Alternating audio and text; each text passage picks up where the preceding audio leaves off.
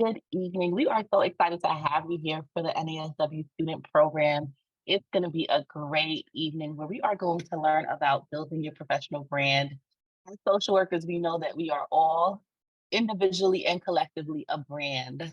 I'm so excited to have you guys here with us. We are just going to let a few more of our friends join in and connect the audio. We do have a larger group today, so bear with us as we let everyone in. But we are super excited to have you guys here for this presentation. If you guys can't hear me, please let me know because I have my noise canceling headphones in, so I can't hear myself either. But we are excited to, you can hear me good, perfect. We are excited to have you guys here with us. My name is Razie Cooper, and I am the engagement coordinator for the NASW New Jersey and Delaware chapter. But I also have the privilege of hosting tonight um, National Student Program, which is for students all over the globe. So we are so excited to have you guys here with us today. We are going to jump in really quickly because I know the presenter personally, and I know she has a lot of nuggets and gems for you guys. So I do want to belabor the time. I do have my colleague Dwayne on the line. He's one of our executive directors out of Michigan. So he is going to be on the back end supporting us. So if you have any questions, we are here. But we do have our presenter, Harleny Vasquez. She is a LMSW. She is a social worker turned career coach. She is the voice behind um, Your Evolved Mind, and she is a groundbreaking social worker. And I'm so excited to have her here with us. So please, as you join in, comment where you are, what state you're in, what part of the journey you're on, and jump into the conversation with us. But Harleny, you can take it over. We are excited to have you here, and we are ready. Awesome, awesome. Well, thank you for that fabulous introduction. And hello, everybody. I'm so excited to be here today. This is being recorded and this will be sent to you all. I'm going to be sharing a lot of information in this presentation, but like I said, it's going to be sent to you all. We have about 90 minutes or so, towards the end. I really want to get into a juicy Q&A because I know there's going to be lots of questions regarding LinkedIn and all of those things and personal branding as well. So I'm so excited to be here today. And then the other thing I'm going to mention is as I start this presentation, I won't be able to actively follow the chat. But please, if you're coming in, I would definitely want to see comment down where you are in your social work journey as well. And you don't have to send it to me direct message, y'all. I'm getting direct messages. You can put it publicly so I can get a sense of like where people are at in their current journey at this time.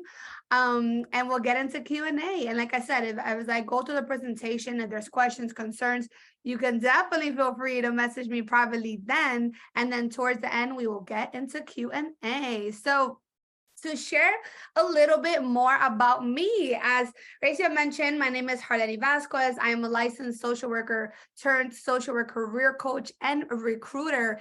I am what you called a social work trailblazer. And the reason why I say that is because when I first started working in the field of social work, I've worked in the field of social services for 10 years in foster care, shelter system, all of those things before I got into recruiting. And the reason why I'm sharing that, because all of this has to do with your personal brand at this time in your current journey, whether you're currently a student or about to graduate or even a seasoned social worker, your brand is going to follow you everywhere you go. So going back to, my particular story, as I mentioned, I started as the licensed social worker working in the field. And the moment that I embarked a supervisor position, I fell in love with professional development. I had the opportunity to, hire for my team as well as really focus on professional development. And because of that experience, it definitely led me into nonprofit recruiting and then recruiting in mental health tech. And of course, founding my business, Your Evolved Mind, which is a career consulting firm dedicated to supporting social workers in all stages build their personal brand, enhance their confidence, and to get hired in any area of practice. Another thing I want to mention is that I'm also a co-author for a book called Latinx in Social Work Volume 2. And of course, I am a podcast host of Social Work Insider. So in the chat, I am just briefly going to just to put all the links to all of my information. But like I said, all of this is going to be sent to you all. But I just wanted to have for you all to have it here. So let's get right to it. So from what I can imagine, some of y'all maybe don't even know what building a personal brand is, or maybe some of y'all are not even on LinkedIn. If you're not on LinkedIn, we're going to get deep because I know there's a lot of stigma in our profession and just in general about what social workers can do, where can they work. And I know a lot of those things can, make anyone feel intimidated, especially when it comes to putting your skills out there, right? And I'm talking about displaying your skills on LinkedIn particularly. Everyone has idea. I speak to social workers across the nation, and I always often hear when I ask clients or people that I speak to, do you have on LinkedIn? Do you have a LinkedIn profile? And they say no. And I ask them why. They're like, oh no, I think that's just people to find jobs. And I'm like, no, LinkedIn is just so much more than that. And it's a great opportunity for you to be able to build your brand as you're going to be able to continue to enhance your career.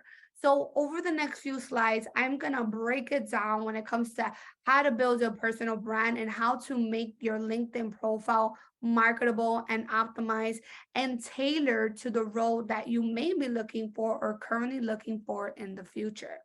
Now, when it comes to building a brand, building a personal brand is literally a unique statement of your unique experience, right? And it first starts with identifying your skills, your areas of expertise, and really thinking about what do I want to be known for, right? Thinking about my previous accomplishments, current accomplishments. And I know this right now can seem very overwhelming if you're like, wait a minute, Harleny, back up. I'm still a student. I'm still trying to figure it out. How am I going to be able to build my personal brand as an emerging professional? Now, this is the best time for you to all start identifying your own mission statement, right? Really drafting that, what the ideal brand, what do you want the ideal brand to look like as you get ready to embark your social work profession? And you may think, okay, how do I do that? Well, I usually tell clients to really start with conducting a career inventory. This can be from looking at your internship experience, volunteer experience, maybe previous roles that you have held, even roles that were not in the social work field. Another particular thing that I want everyone to let go of, like social work experience versus non-social work experience. All of it is transferable. I want to really emphasize to you all that social work is what you make it, and you all are going to be earning your degree or already have your degree, and that particular degree is transferable to work anywhere that you desire utilizing your skills. The only person that can really hold you back from, designing that career that you desire is yourself. Because like I mentioned, there's just a lot of noise out there when it comes to our profession, as you know. So you can't let them win. You have to take control. And it first starts with just reflecting on your unique areas of expertise and asking yourself, based on the skills that I currently have in this very moment, especially everything that I'm maybe going to learn in my next placement or my next internship or my next role, how can I tie that all together? And here's the thing, your personal brand also goes even deeper than identifying that ideal role. It really goes to what are your non-negotiables in the sense of like your core values, right? And this is something that you can even think about from, let's say, a previous job that you held. Let's say it was a toxic work environment. Let's say you were burned out. Let's say the population was just not ideal. And that is something that you know to your very core that in your next role, you want to ensure that this is the mission that the company is working towards, or that this is the type of environment that I can see myself thriving. That is part of your personal brand. For some of y'all already know who I am. Y'all see me across all platforms. as, really breaking the traditional of social work path. And that is really my personal brand, because I started sharing content, I started putting myself out there, and I started sharing my story, right? One thing I forgot to mention is that even though I'm a licensed social worker now, I struggled with that exam. It took me 5 times to pass the exam. And the reason why I'm mentioning this to you all, because that was part of my story. That particular journey led me into a supervisory position. It led me into recruiting. It led me into creating, my own business, because I went through that particular path. And I took the time to really recognize what truly brings me joy. I started, I went to Fordham, go Rams. I went to Fordham, and I was a clinical concentration. And back then, my main focus and mission at that time was to become a hospital social worker. And you're probably thinking, hospital social worker to recruiter, coach, what? This is what I'm trying to say, that you all have to give yourself some grace if you end up recognizing that you want to take a different path. Because again, this is your degree, this is your investment, this is your path. Social work is what you make it. I'm going to continue to emphasize that theme throughout this entire presentation. So going back to LinkedIn, LinkedIn truly changed the game for me. Like I mentioned, sometimes for some people, they think of LinkedIn, they may think a couple of things. Oh, it's just a platform where I go to get jobs, or just a platform where, oh my God, I have to be, an extrovert and a content creator, and I don't want to do all that. Or you may think, oh, LinkedIn, I just don't want to put my business out there. Whatever these thoughts you have, all of those thoughts are holding you back. This is a competitive job market at this time. And if you're not on LinkedIn, you have to get on LinkedIn. And no worries, I'm going to teach you all how to be very intentional with you getting on that platform, of course, to be able to ensure that you meet yourself where you're at. Obviously, it's no brainer that I'm a huge extrovert. So I can only imagine for anyone who's introverted or may not want to put themselves out there, you can still build your personal brand. You can still put yourself out there to your own level of comfort. It does not have to be like, hey, look at me, I'm here. So that's something that I want to really emphasize to you all, that you currently have a fear of LinkedIn. I want to validate that, but it's definitely going to hold you back if you don't put yourself out there, again, to your level of comfort, which I'll explain shortly. But LinkedIn truly opens the door for you. It creates opportunities. No longer are you should be awaiting for an application and a website, and I call it a robot of the computer. ATS system is what it's called, automatic tracking system, which is a robot of the computer, if you didn't know. And yeah, you guys should not be relying on that to get a job. You should all be relying on networking to be able to find the ideal role that you're currently maybe interested, whether it's future placements or any type of opportunities. But going back to LinkedIn, I just want you all to just let all of that noise go, because LinkedIn is not Facebook, it's not Instagram. I want to re-emphasize that. It is not Facebook or Instagram. This is not a personal platform. You do not have to put your business out there in the sense of like, oh, I mean, you can, LinkedIn is changing, but I'm saying in the sense of that you don't have to put your personal information out there. It's just about you, your personal brand, your skills, your why. Really remember that why. You all came into this field for a reason. Never lose sight of that, because that is going to be your golden ticket when it comes to positioning yourself as an asset.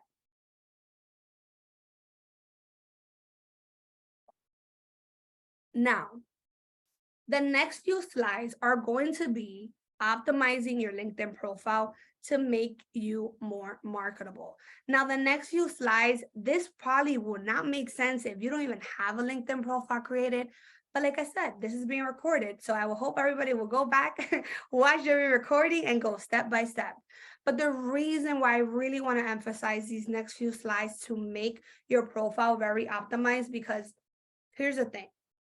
LinkedIn also, it is a search engine, right? So just like Google, where you're like, let me type in social work jobs and see what comes up. LinkedIn, as a recruiter or a hiring manager, we go on LinkedIn and we do the same thing. If I'm like, I want to find a social MSW student at this university who's going to graduate next year. right? Or I want to find someone who has a concentration on in palliative care, or who works in policy or anything like that. LinkedIn is going, there's this thing called LinkedIn Recruiter where we literally can input, only recruiters have access to this, like companies. We can literally put keywords, right? And if you have those keywords in your profile, then your profile will appear first in searches. Because here's another thing. When you first create a LinkedIn profile, it does everything automated for you. And again, no one knows these things, right? And you are going to learn after this presentation. But in general, you can see someone's profile probably say student at Fordham University or intern at this university or this nonprofit. And people think like, oh, my profile is created. Okay, I'm done. No, you have to optimize your LinkedIn profile, because here's the thing. Think about your LinkedIn profile like a mini cover letter. It is an opportunity for you to share more of you. Because trust me, us as recruiters and hiring managers, we're going to search you up, right? And LinkedIn is also a great opportunity for you to be able to, I don't want to say show a different side of you, but it's also going to give you that place to really display that personal brand and give you an opportunity to know what you're all about. And no worries, I will teach you all how to do that. So going back to the foundations of your LinkedIn profile, like I mentioned, LinkedIn does everything automated for you. So the first thing you want to do is optimize your LinkedIn URL, because if you first create a LinkedIn profile, like I said, it'll have a whole bunch of letters and numbers. You should just edit that and just put your name. If your name is common, you can, put numbers, or if you already earned your degree, you can put MSW or LMSW, whichever license you have. You can definitely do that as well.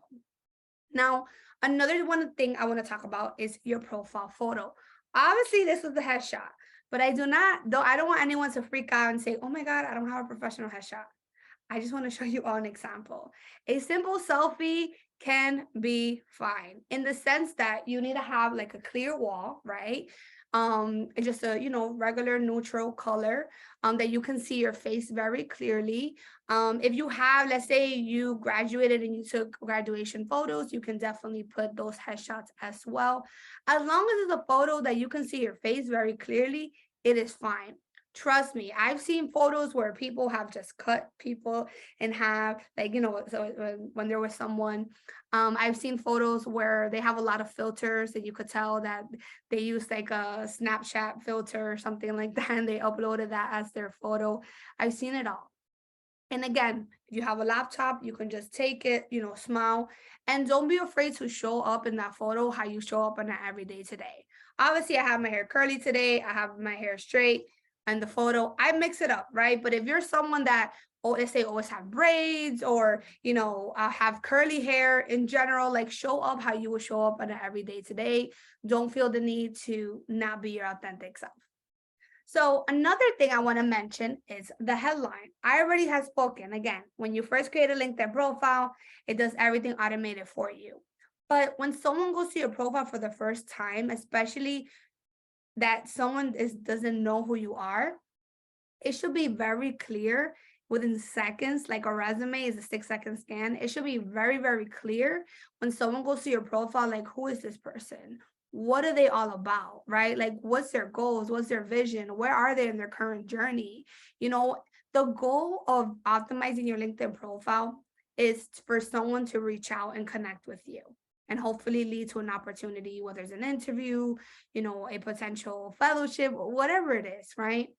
That is the reason why it's so important. And here's the thing, by you all taking the time to go through your LinkedIn profile, you're going to be like so advanced in the sense in our profession, because as you may look up any other social worker in your area and you'll see that their profile is not optimized because they don't know. So obviously you guys are the future. So you want to make sure that you go ahead and optimize that. But going back to your headline, you may be thinking, okay, if I need to change it, then what am I going to put? So you want to be able to put a couple of things. So for example, if you're currently a student at this time, right, which most of you are.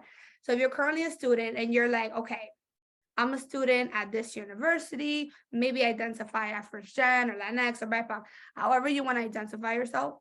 You don't have to like list all of that, by the way, but I'll tell you in a second why. And then after you identify who you are in this very moment, again, whether you are an MSW student, BSW student, or even a recent social work grad, you want to list that as your first title in your headline, like the first sentence. In that sentence, you want to incorporate who you help and how you help them. Now, even as a student, you may currently fall under two brackets. You may have that vision. I know that I want to work with children and families. I want to be a clinician. I want to have a private practice, et cetera, et cetera. Let's say that's your vision, or a school social worker, and you know exactly the population, the setting, everything that you want to work for. Then your headline contains something like, MSW students with a focus on providing, let's say, trauma-informed care to children and families in school-based settings. Let's say, it's something that, if it's that specific or that niche, right? That can be an example. Right away, if someone goes to your profile, it can be like, okay, this person's a student, they want to work with children and families, and they want to work in schools. Cool. Now, let's say you're like, Harleny, I don't know what population I want to work with. I'm not clinical. I just don't know what I want to do. That's okay too. Don't guilt yourself. In that particular situation, I will lean in with your why, in the sense that you're still an MSW student, but what impact do you want to make, right? You came into this profession for a reason, so lean in with that. You don't have to have a particular focus or concentration at this time. I want to also reiterate that you don't always have to be niche. Again, look at me, I'm multi-passionate, right? You are allowed to be multi-passionate. You're allowed to be interested in different things. I just wanted to give two different examples that there's no right and there's no wrong. There's only what you believe in and what you want to display, all part of your personal brand. And y'all, I know I'm sharing a lot of information so far. So if there's questions, thoughts, concerns, put them in the chat or message me privately. And then towards the end, we'll get into Q&A.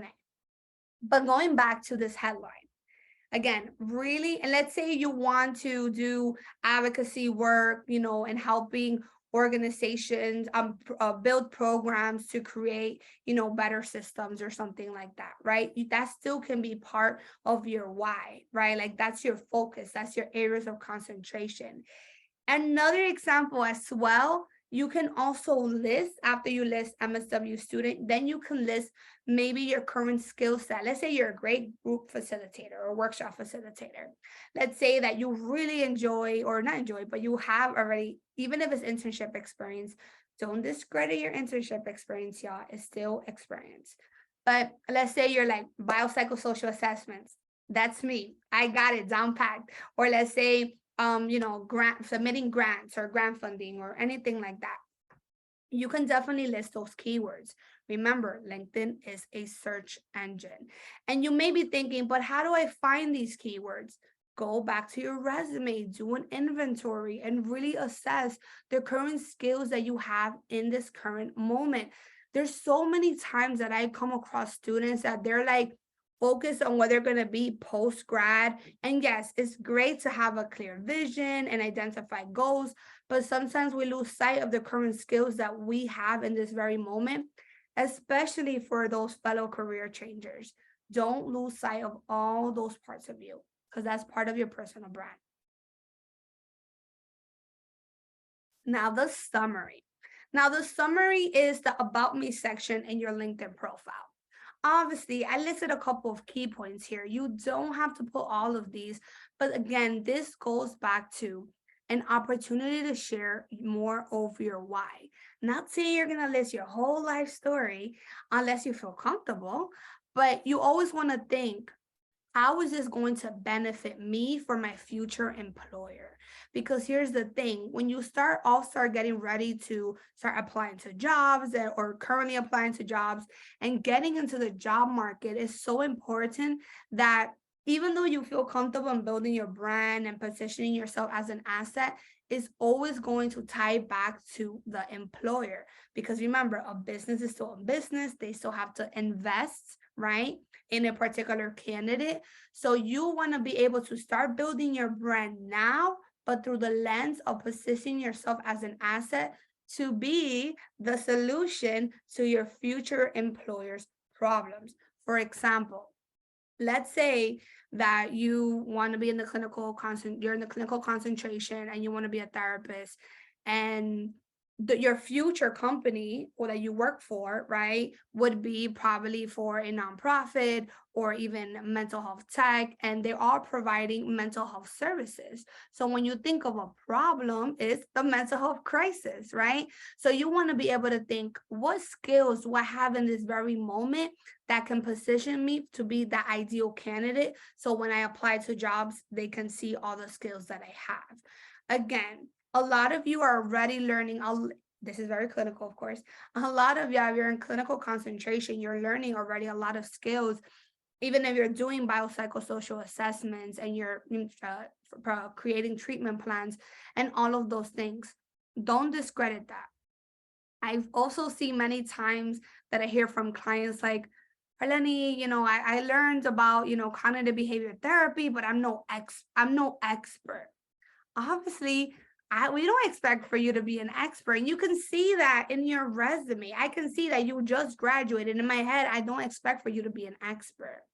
But you need to believe in the current skills that you have to offer in this moment. There's a difference between marketing that you have awareness of a particular modality and intervention, and maybe you oversaw through supervision, versus saying like, yes, my treatment is CBT and motivational interviewing. This is what I, to the very core. Like, that comes off cocky, obviously, and you can tell that you just started.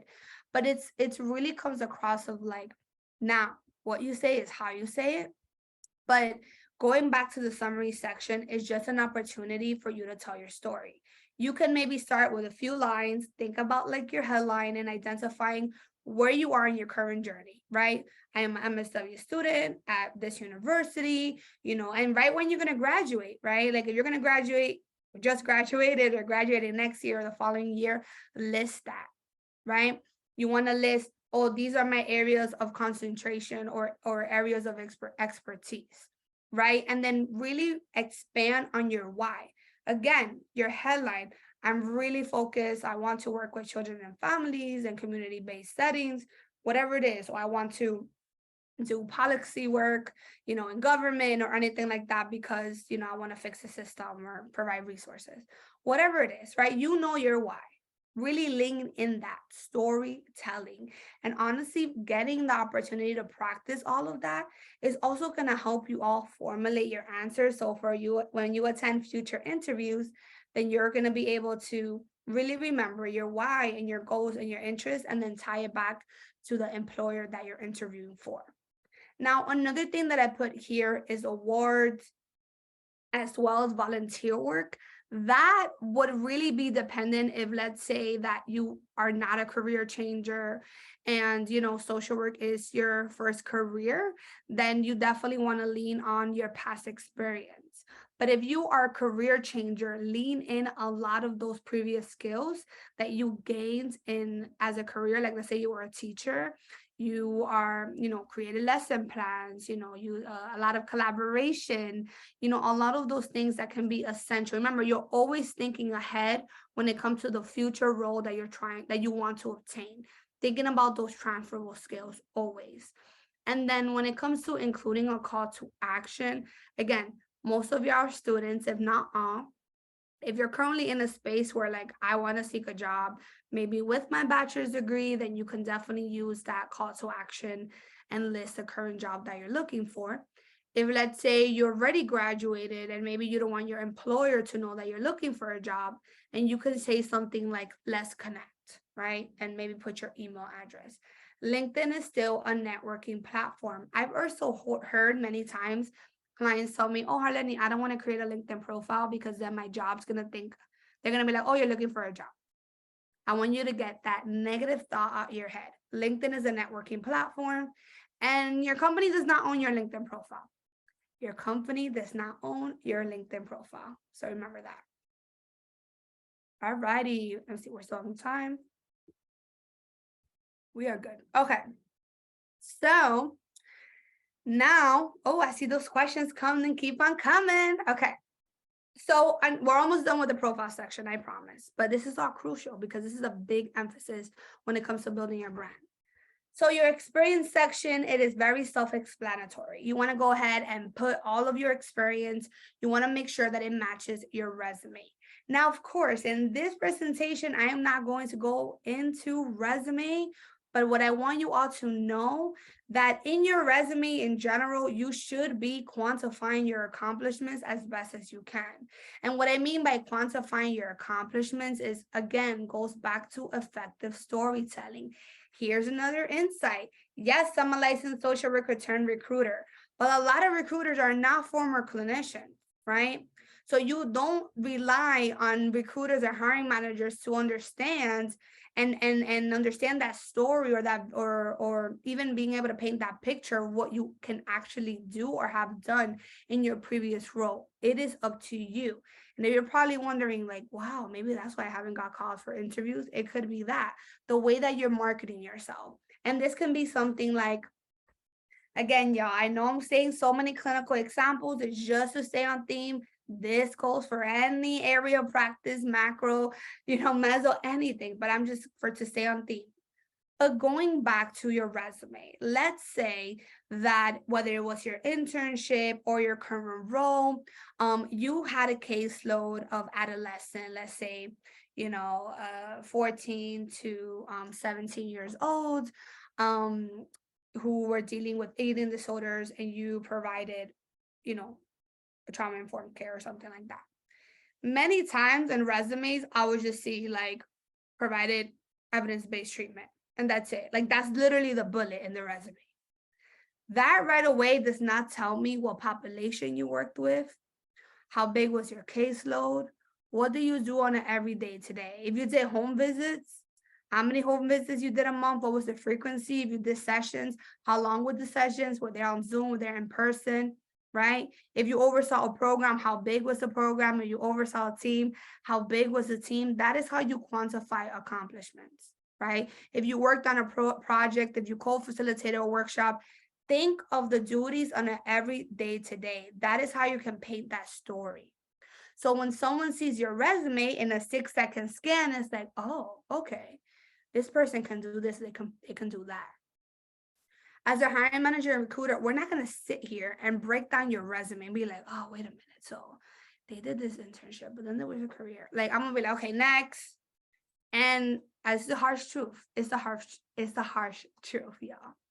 But it's really about having that same information and putting it on your LinkedIn profile, right? That is what I mean by mirroring it, right? And of course, please write in first person.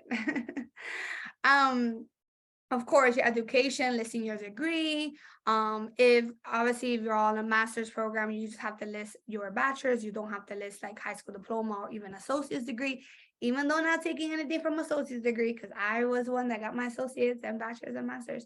But when it comes to LinkedIn, you don't have to list all that. You can just, or if you already have your master's degree, you just have to list master's, right? But you're more than welcome to add any awards, honors, any committees, any clubs. Maybe you're co-chair of a particular club. All of those are leadership skills as well. Now, the last section when it comes to your LinkedIn profile is skills and endorsements. I already have mentioned and emphasized that, again, LinkedIn operates like a search engine, right? Just like you take the time to really optimize your headline and your About Me section to be able to display where you are in your current social work journey, your vision, your values, your interests, all of those things.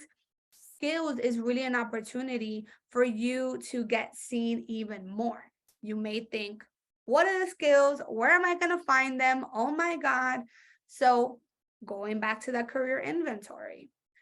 And honestly, what you can even do, you can copy and paste your resume, go on Google, literally write keyword tool. It is free, and it will auto-populate a lot of the keywords that come up in your resume. I will only recommend doing that if you have taken the time to really optimize your resume. Because if you just have a very generic resume, like I mentioned before, with like delivered workshop, delivered training, like very generic and vague, you're not going to get those keywords, right? It may even help you for you to look up an ideal job that you will want to apply to, whether it's in the future, whether it's now, and then you can take that particular copy and paste that job description, use a keyword tool, and see like, oh, they have, and keywords, by the way, y'all, it's like literally keywords like trauma informed, care coordination, policy work. Like those are skills, those are keywords, right? LinkedIn allows you to put up to 50 skills. In order for you to get an all-star profile, you have to complete all the sections of your LinkedIn profile. And that's your headline, that's your about me section, your experience, and listing all of your 50 skills. I know it seems hard and like, whoa, 50 skills, but really start those two things, whether it's looking at your resume, seeing exactly the current skills, remember, in relation to the type of role that you want to obtain.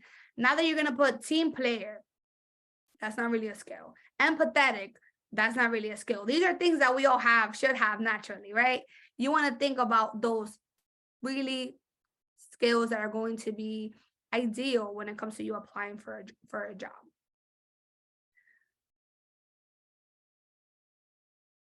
Oh, I just saw the chat. Google keyword. So it's literally called keyword tool. You can look it up on Google. Keyword tool, and it'll come up a whole bunch of free ones. Now, okay, now this is actually the last section for LinkedIn. So recommendations, thinking about like your references. And this also may seem a bit intimidating, like, oh my God, how am I going to get recommendations? Ask your colleagues, ask your professors. Think about if you were a recruiter, you were a hiring manager, and you would go to someone's profile and you would see like, wow, and I'll show you all my profile in a little bit so you can actually see what I'm talking about when it comes to a profile.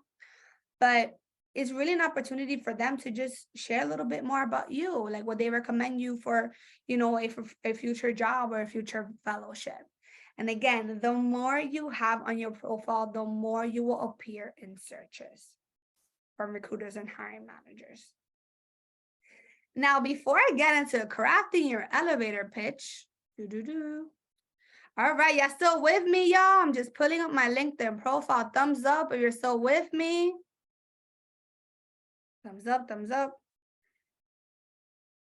Awesome, awesome. Thank you. Or emojis, if you want to put emojis. Thank you. Awesome. All righty. Let me share my screen. All righty. Can everyone see my screen? See my screen? Yes, yes. Okay.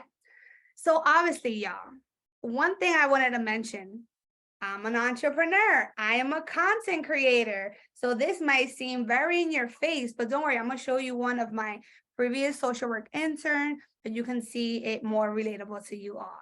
But this is what I meant in the sense of like having a headline and having your about me section, right? And then of course having recommendations. But let me just show you all briefly. So this is how for my previous social work intern. So you can see right away, she put that she's a student at Adelphi University. Obviously, she has to take out that she's no longer an intern with me. But it's very clear, right? Like thinking about, okay, I don't know, Gabriella, let me go to her page. Okay, I see she's a student at Adelphi. Okay, social work intern, at this company. Oh, she identifies as first gen. Okay, she's a mental health advocate. Okay, she's on a mission to promote and encourage positive mindset to marginalized populations. Okay, let me keep reading. Another thing I forgot to mention is the banner. LinkedIn, you can pick whatever banner you want, or you can create your own. I am going to put briefly, and this is free, by the way, canva.com, right? www.canva.com. And then you can type in LinkedIn banner, and then you can create your own. I recommend, again, something simple like this. She put her name, she put LMSW student, and then her email address. It could be very short and sweet. Once you graduate, and let's say you do niche down, or you have something that you're like, I want to be known for this, then you can definitely put this on your banner.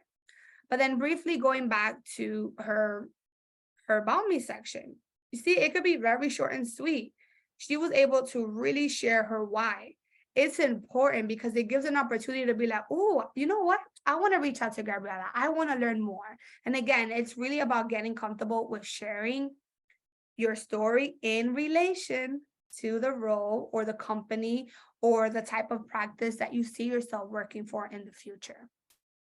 And then of course you put, like I said, you put experience, education. And this is what I mean about skills, right?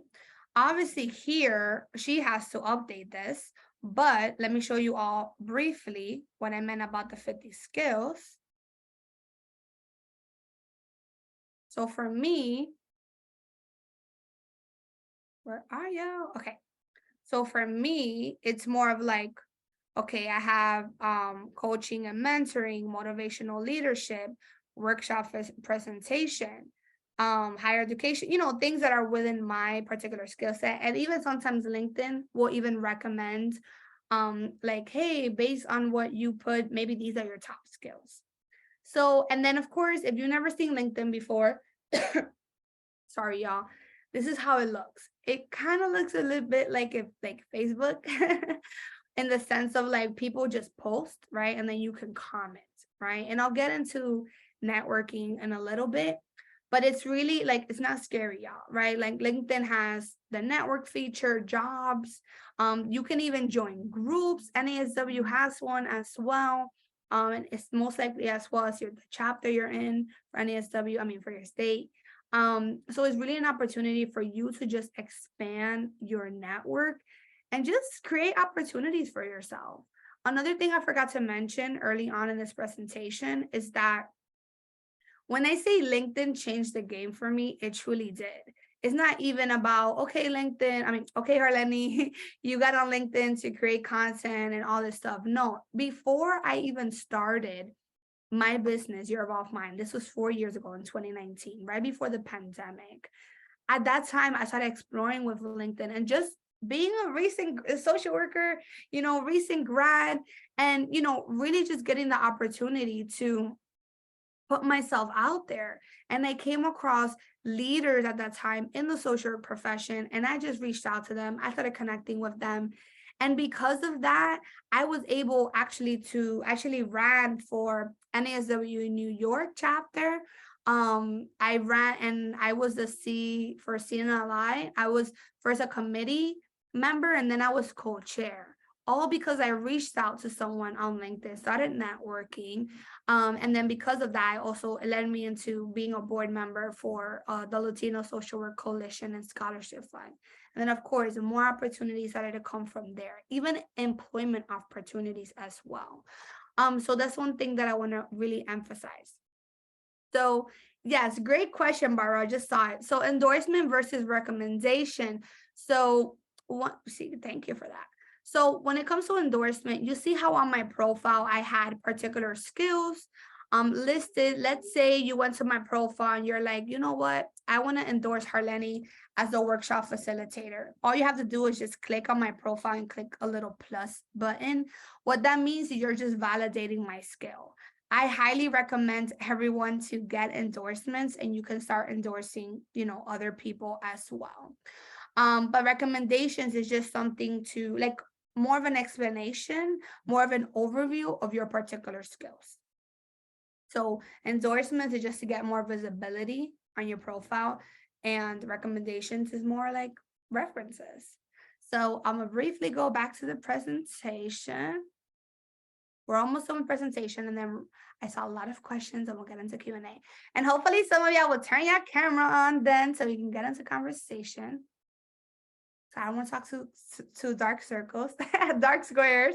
Okay, so crafting your elevator pitch. Now, I have already mentioned the importance of building your personal brand, especially within our profession, right?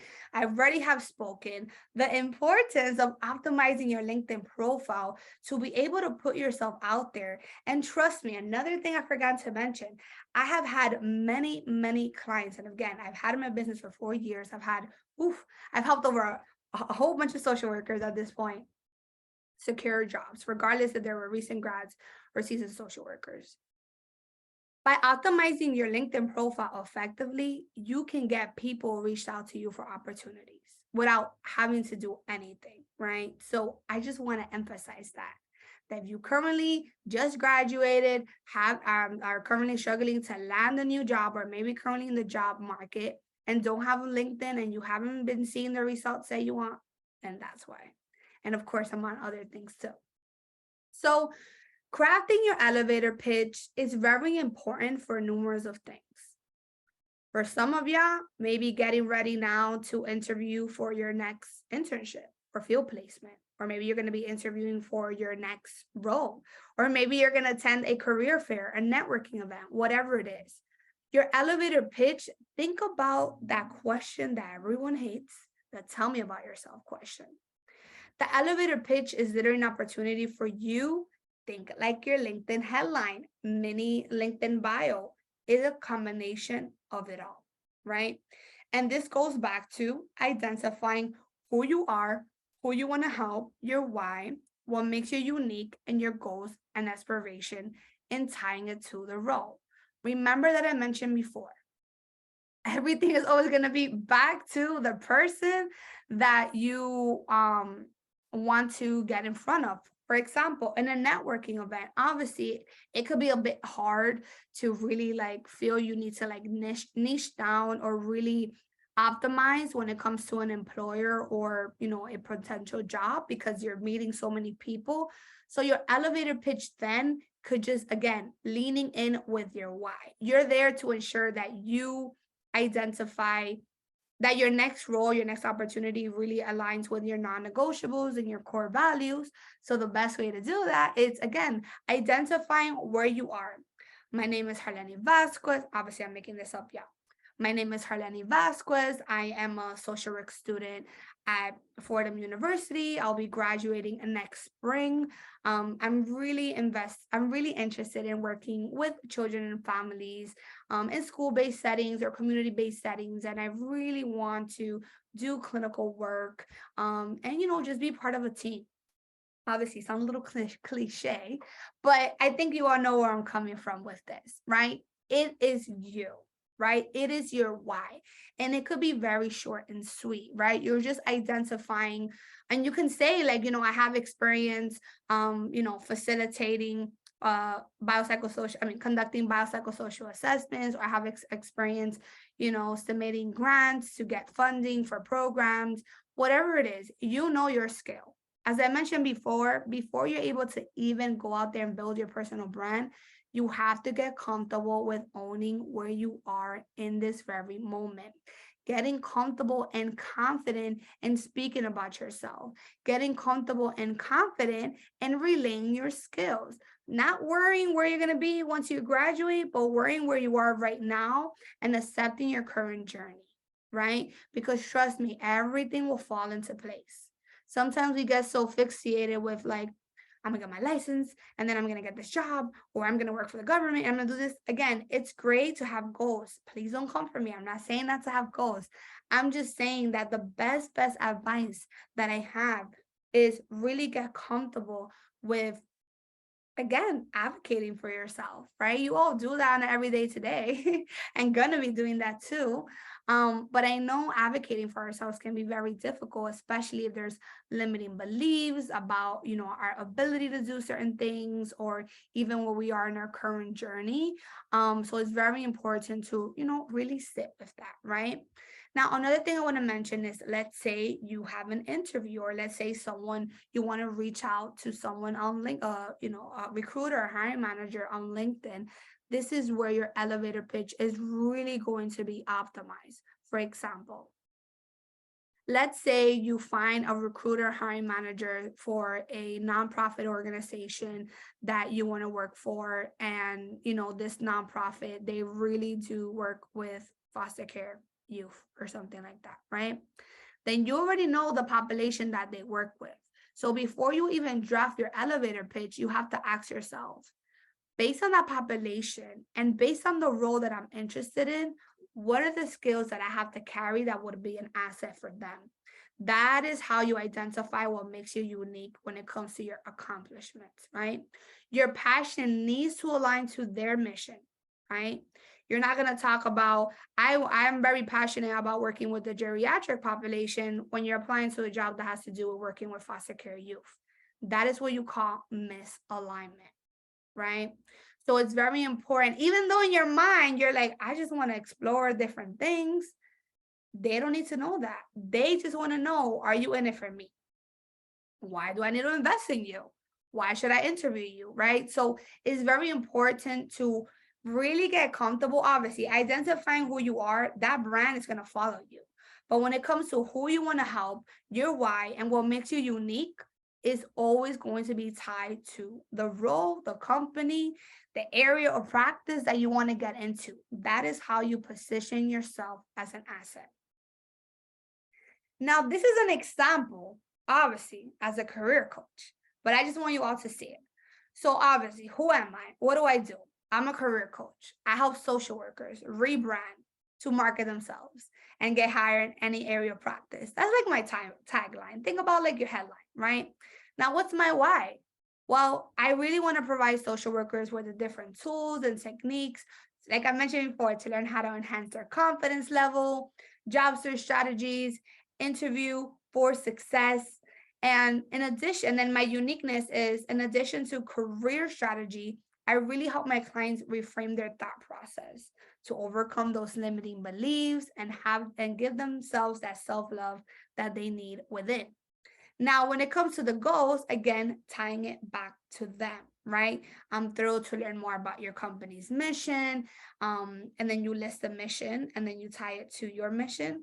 But this particular example would be a pitch that you will send to some hiring manager recruiter based on your particular skills. You all can do this, plug and play, right? But it's really come from the sense of identifying first the ideal role or the ideal area of practice at first. Now, okay, we're good. I was looking at time. So, whoop, sorry. Okay, so another thing,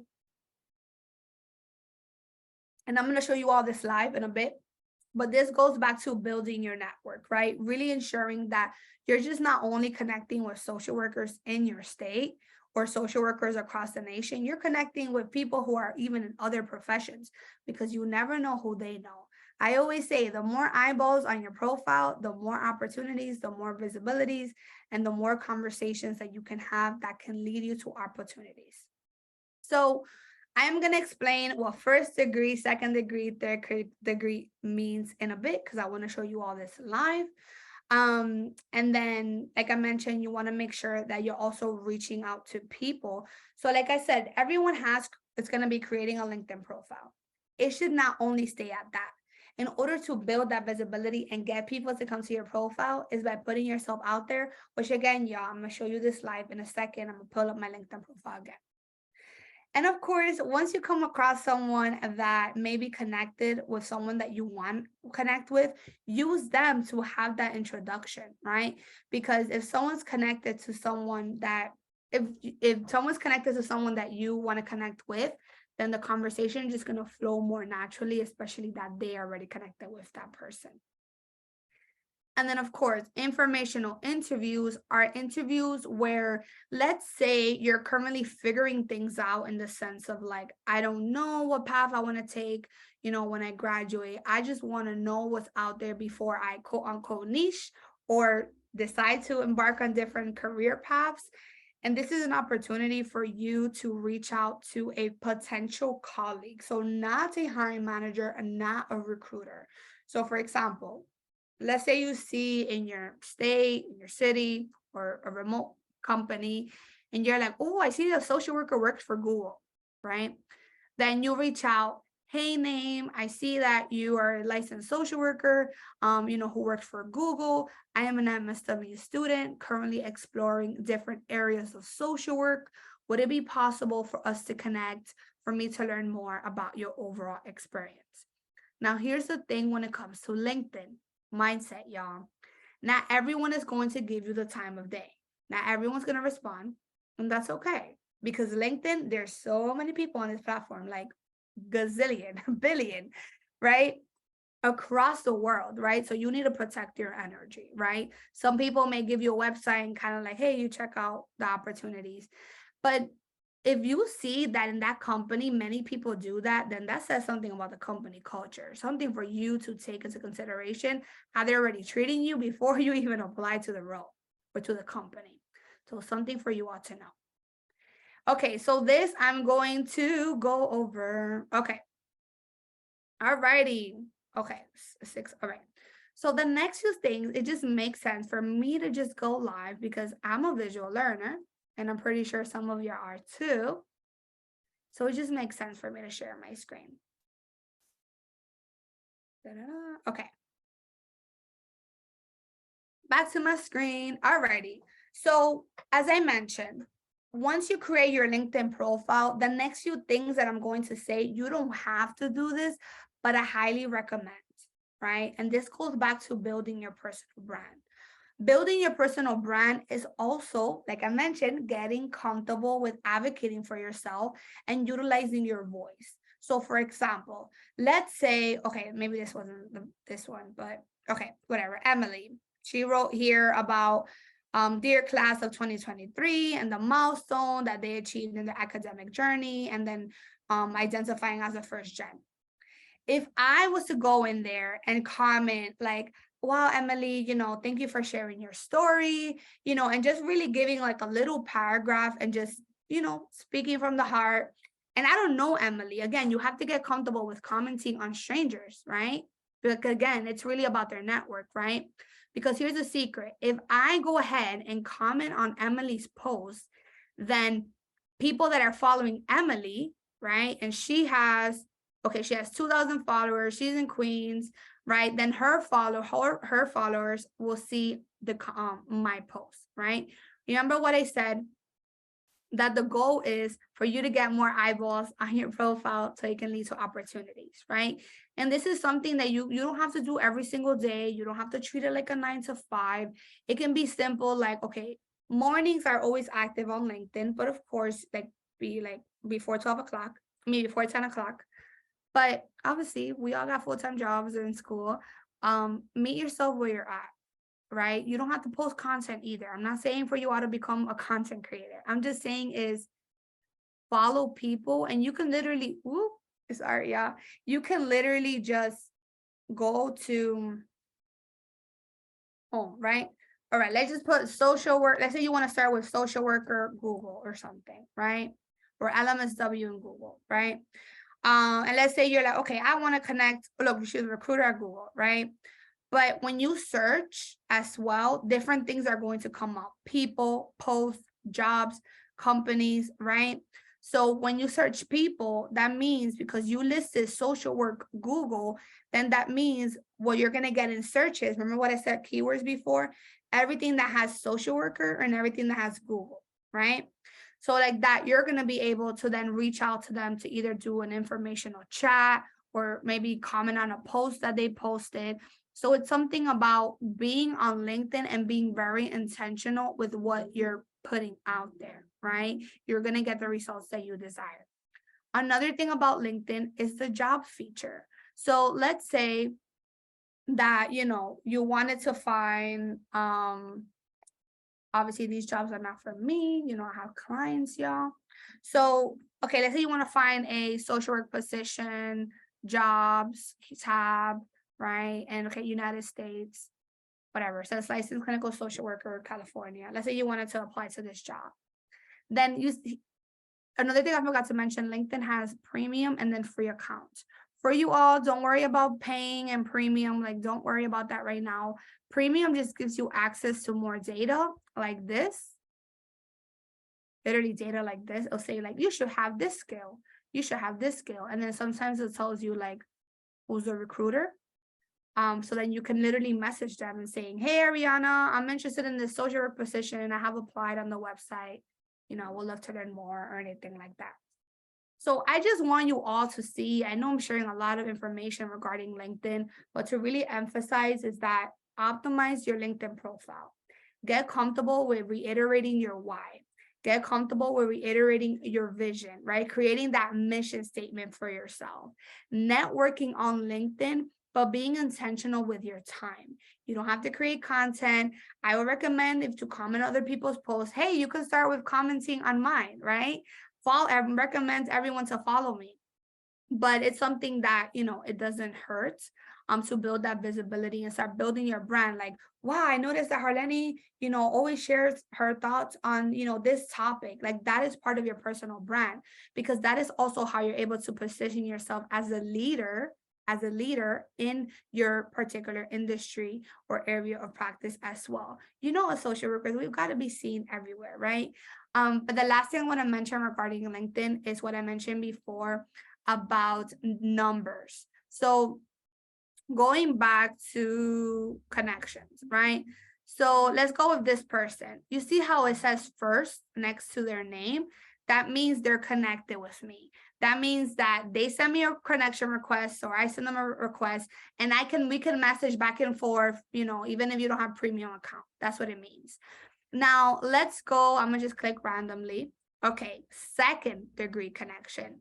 That means this person, I am not connected with them. That means their second degree connection to me, because they're connected to the person that I just showed you all. And if it was to be third degree connection, that means that I don't have anybody in my network that's connected to them. So I'm gonna take a pause because I know I just came in hot and I said a lot of information, y'all. So at this point, I'm gonna go through all the stuff in the chat.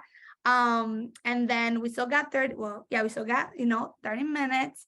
And then if there's additional questions, then you can feel free to unmute yourself. I don't bite, y'all. Everybody with me so far? I know I said there's so many things I can say about LinkedIn, y'all. I could be here forever. Alrighty. Okay, so first question. Okay, I see a couple of things regarding my services and what I offer. I'll talk about that in a bit. Da-da-da. Okay. Da-da-da. Okay, first question. Is a certification required to be able to say a certain areas and expertise? No, it's not.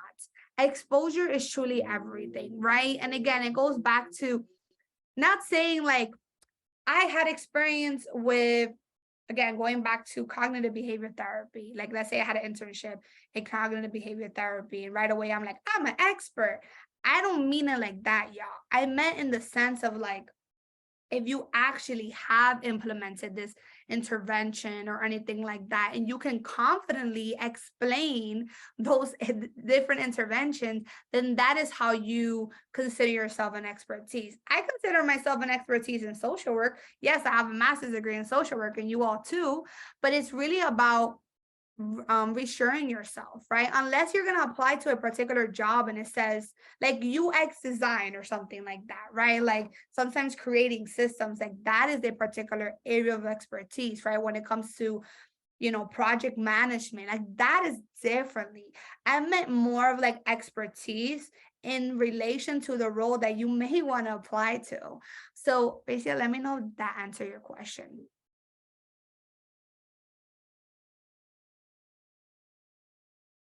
Rachel, you still with me?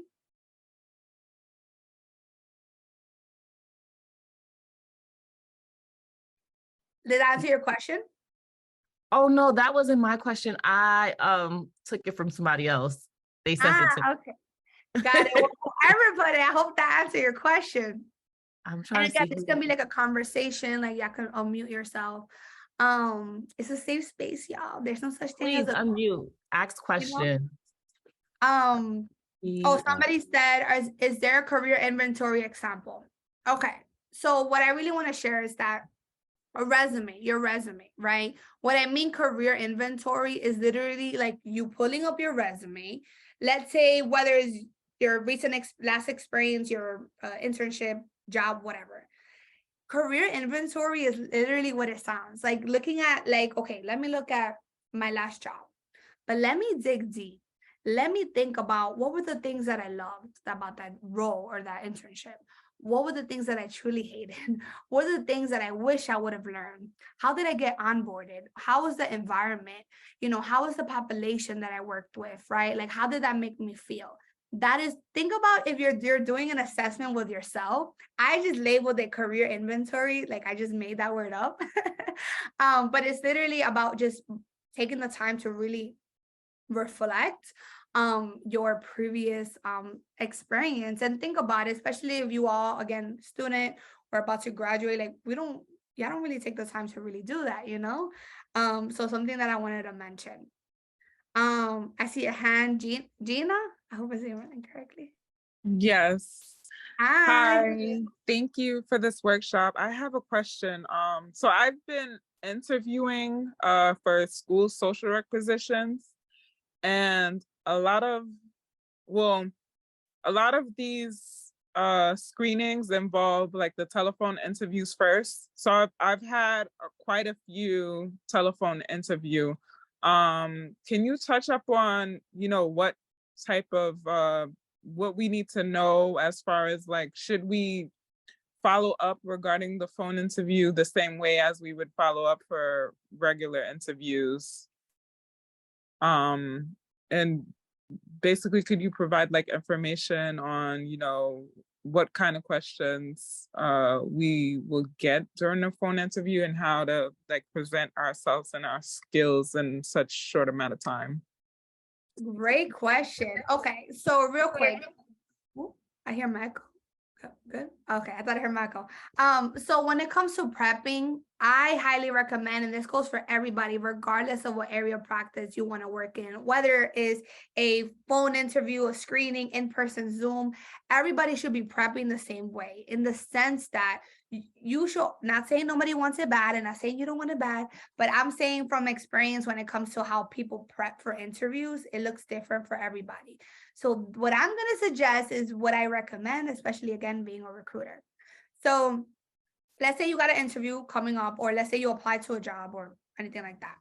The best way to prep is copying and paste the job description in a Google Doc or Word document. And you see where it says requirements, like looking for 2 years of experience with X, Y, and Z, right? When it has the requirements, then I want you, after each requirement, to then input your experience when it comes to bullet points, right? Because in those requirements, there may be something that you don't have, or that you don't have experience in, or something along those lines, but you want to start preparing for them when they ask you those questions on how to be able to still come back with a particular answer. And I'm going to explain. So when you do that particular prep and you pull those particular documents, it's also giving you an opportunity to refresh your memory as to the things that you have done, going back to those career inventory. Another thing that it can do is also boost your confidence, in the sense that, sometimes, not saying you, this also goes from personal experience, sometimes we can self-sabotage ourselves, in the sense like, oh my God, I'm not going to get the job, I don't qualify, and all these things that can go through our head. But we really lose sight, like, wait, they called you for an interview. That means they have your resume. They know exactly what you have, what you don't have. And a screening, especially if it's a 15-20 minute screening or phone screening, is literally to confirm that things align. They may talk briefly about the schedule, salary, tell me about yourself, so they can just know, so they can confirm in their head, does your resume match your I guess personality or what you're currently displaying. Because going back to what I said before about that, is always about the employer, right? Is always about the employer. I, as a recruiter, again, I've done many screenings, and best believe, even in 15-20 minute phone calls, I've heard many responses where candidates will speak about something else that has nothing to do with the role, right? Again, like I said, if you're applying to a school social work position and you're here talking about, I want to open up my private practice, where's the alignment? I'm going to be like, okay, this person's going to leave. They don't want to work here, right? Even though deep down you're like, I want to leave here in 2 months, they don't need to know that. But again, goes back to an investment.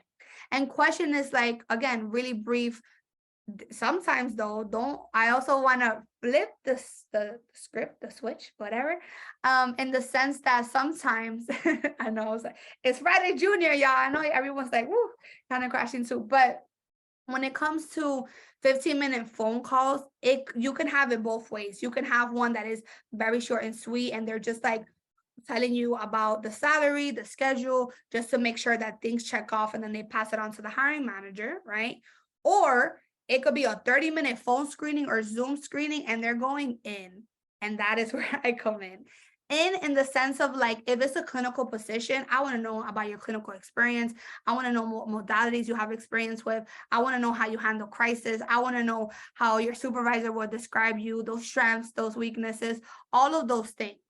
So to go back, I really want to emphasize that the best way to prep is start with the job description. The job description will literally break down everything that you will need to know to the best of your ability for an interview. You have the mission there, you have the population, you have the questions, and you even can prepare in advance to the things that they can ask you.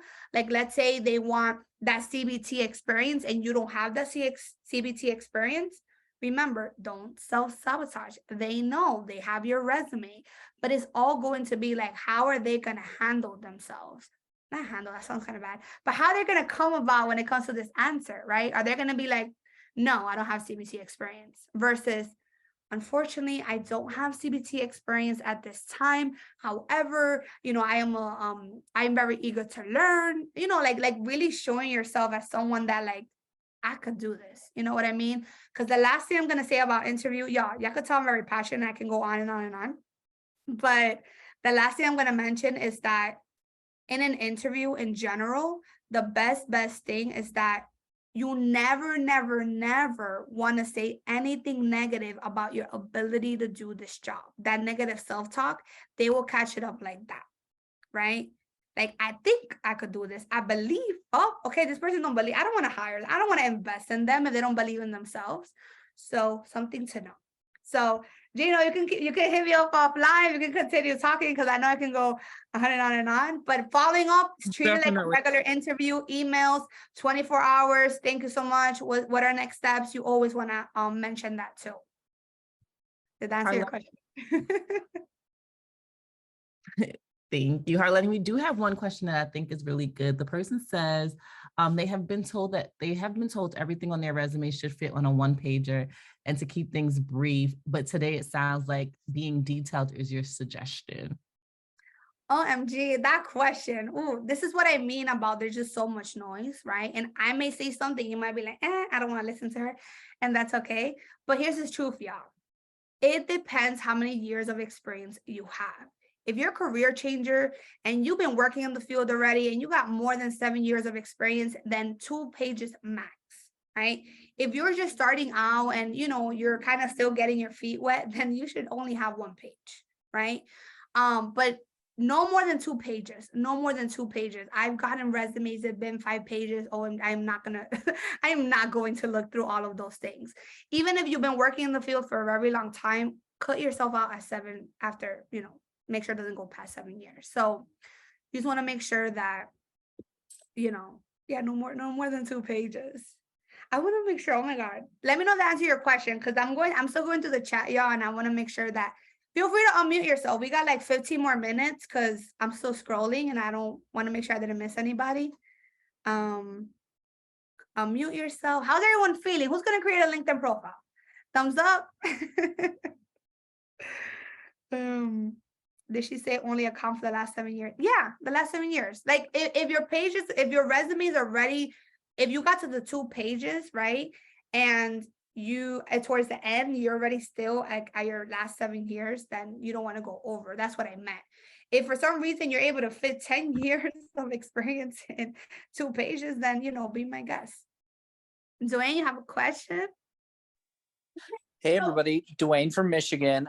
Yeah, I just have a comment around LinkedIn, and especially when you're looking for kind of recommendations in there, as if you're a student who's currently in field or just in class or classes and you've made good connections to either your supervisors, coworkers, or even faculty, it's a really good idea to ask at the end of the semester as you're wrapping things up, maybe when field agreements are being completed, for your supervisor to complete a recommendation for you on your LinkedIn profile. I always do that with our interns. Sometimes they'll ask for more of a narrative form of their educational agreement. And so that can be a good way to also just transfer that right into a LinkedIn profile. And then you have that recommendation there forever. And especially if you don't have a lot of quote unquote social work experience yet, that's a really good way to get somebody to fill out at least those initial recommendations. Yes, on point. You got it. Eileen? Yeah, hi. Hi. Thanks. This is where am I? This is so great. I really, really appreciate it. I'm actually going into macro social work. But my question is, how do you know who the social work influencers are on LinkedIn? Great question. So it's funny that you say social work influencer. Because honestly, like I would say, like if you're creating content, you're an influencer, you're influencing people. So I think the best way to kind of find those social work influencers is go on LinkedIn, right? Remember how I had the search tab, you write social work and it's gonna come up like jobs, company, posts. Then you can look up in posts and then see who are the social workers that post content. And obviously, if you follow, I mean, everybody should follow me. I'm trying to, right? Yeah, I had put like a little like link with all, I'm trying to copy and paste again, but it's not letting me. I don't know if you're able to do that. Yeah, let me see if I could grab it for you. Yeah.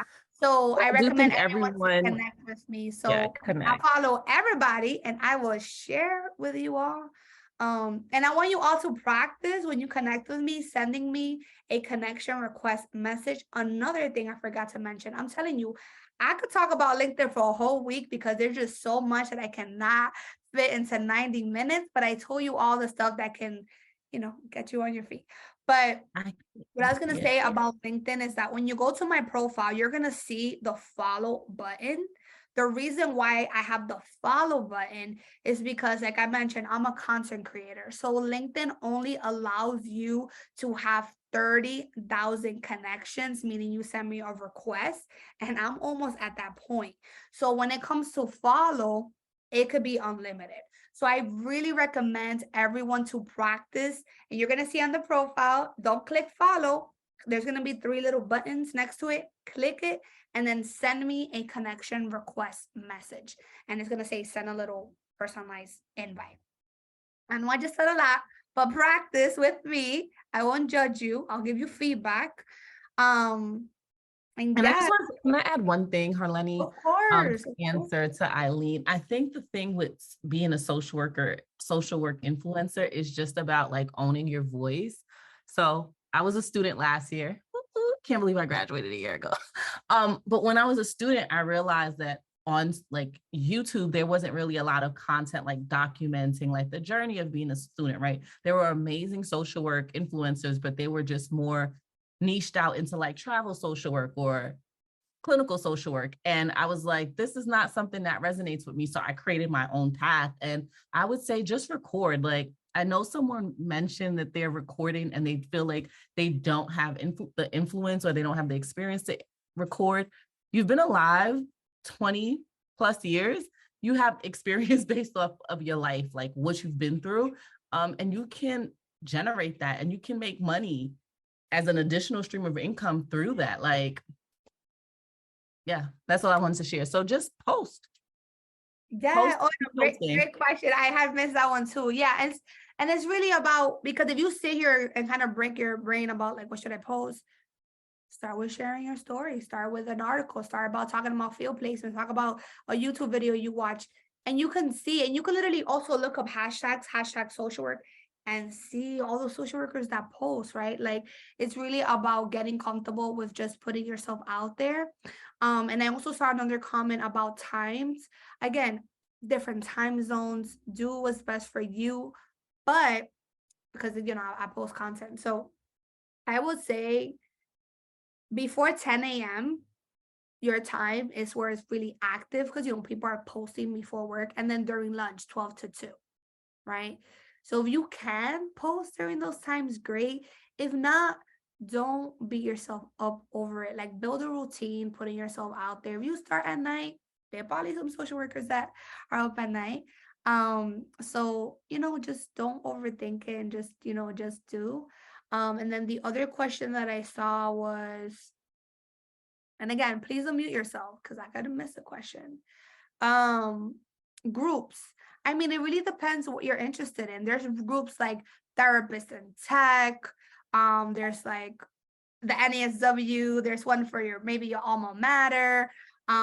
There's one for like policy. Like it really depends what you're interested in. Like you can literally just, it's a search engine, y'all. You can literally look up whatever you want.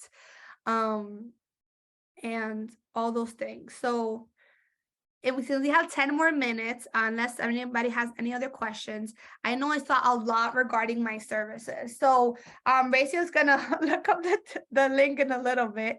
Because I'm trying to copy and paste. No, it's all good, all good. So on the link that I'm gonna post in the chat, you'll see my website, you'll see my email, you'll see LinkedIn. On my website, you will see that I currently offer 2 services at this time, which is my 12-week program and then just one-on-one sessions with me. Now, I'm also going to be launching a social work membership come this summer, where it's basically all about professional development. I'm going to be bringing in guest expert thought leaders. It's going to be more lower ticket. So just in case anybody goes to this Calendly link right now and they're like, whoa, I cannot afford this session right now. I just want everyone to know that more is coming. Like just connect with me. I have a podcast as well called Social Work Insider. So just in case anyone needs that immediate support, would be best for the Calendly link. If for any reason you're like, Harleny, let's talk, I want to bundle sessions, let's just figure things out together, just email me. Again, I'm an open book. Like we can get on a call, we can figure out how I can best support you. If you feel that I can't help you, I will refer you to someone in my network. We're all here to support you as well. And yeah, I mean, just, kind of help each other out. Let me put my email too at my website. But the last question. Oh, that was the last question? No. Did I miss another question, y'all? Questions, thoughts, concerns. How are you feeling? Everyone. I know it's been a long day, y'all. I know it's been a long day.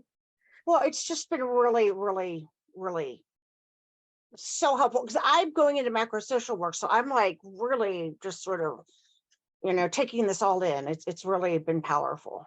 So thank you. No, I know it's a lot of information. Like if I was in the receiving end, I would have been like, I need to process this. And just so you guys know, you can save the chat. If you see the 3 little buttons at the bottom, you can hit save chat. If you are trying to connect with Harleny and you need her email, you can just hit the save chat and you'll have it. Perfect. And Camilla, I hope I managed my name correctly. Oh, you're mute. I can't hear you. Are you muted? Hello? I still can't hear you. Unless it's me. Can y'all hear? no. No, is your audio connected, Camilla? You can say okay. Okay. Well, thank you for raising your hand. Wait, I have, oh, I'm sorry. Go ahead. I normally know how to save these, but oh wait, maybe this is it. Nope, that's search emoji. I can't seem. Is the save chat enabled? It is. Hold on. Oh, great question. When is a CV appropriate? So you always want to follow what they're asking for. Usually a CV is always used like in higher education, where you're gonna apply, whether it's like adjunct position, student affairs position. And yeah, it's you always like, sometimes, not saying you in general, sometimes we tend to overthink, like, what should I do? Always follow the instruction, right? They're like, send me a PDF document, you send them a PDF document. They want a CV, cover letter. We didn't say cover letter. Not everyone wants a cover letter, even though you're like, cover letter. But think about like your LinkedIn profile, your about me section. It's pretty much your mini bio, right? And remember what I said before, you want to make sure you always relate it back to the employer. Your job description is always going to be your cheat sheet, because you're going to have that, you're going to have your resume, you're going to be like, let me see where things align. And that's how you position yourself as an asset. So Camila, did that answer your question? Awesome. Awesome. Yay. I'm so glad. Yes, y'all, but listen, connect with me. So many exciting things are coming. Like I said, I share a lot of free content, have a podcast, Social Work Insider. Again, you can check on my website. I have a lot of articles. And if anyone's interested, like I said, you're more than welcome to book a session with me. If not, you could email me. We can discuss offline. But definitely connect with me, because like I said, the membership is launching next month. And that's going to be community that you all do not want to miss, especially as you're all getting ready to embark in this social work journey. And it's going to be like less than $100 a month. It's going to be a lot of workshops, a lot of professional development, and just a lot of amazingness. Yes, resume writing services. So if you book a session, I can help you with your resume. I can help you with your LinkedIn profile, mock interview sessions, figuring out the next steps in your career, or even picking my brain. Like, you can literally use that chat to just discuss whatever you want. But again, email me if you're like, I want a bundle of sessions, and we can talk about pricing that or payment plan that can work, and anything like that. Last question, Barbara. Hello. Oh, I got the answer. I didn't see your email. Is the email the Harleny at yourrevolvedmind.com? Okay, sorry. No, you're all good. All good. Yes, my website, that's my business, yourevolvedmind.com. On my Instagram by yourevolvedmind.com. And I am on LinkedIn and Facebook by Harleny Vasquez. So thank you, y'all, for your time. And obviously, Thank you so much, Harleny. Thank you so much for spending time with the NASW tonight. I know it's late for some. It's almost 8 p.m. where I live. So thank you so much for spending time with us. We appreciate it. Like I said in the beginning, your knowledge on this topic is always refreshing and breathtaking. So thank you so much. We're excited that you guys were able to join us. Please be on the lookout for other student programs that the NASW has coming up. We have some amazing programs coming up for the rest of this year. And we are excited to partner with phenomenal presenters, speakers, and facilitators to bring things that are outside of the box to our students and emerging professionals. So thank you again for joining us. Have a great rest of your evening, and we'll see you on the internet streets. Thank you, everyone. Bye.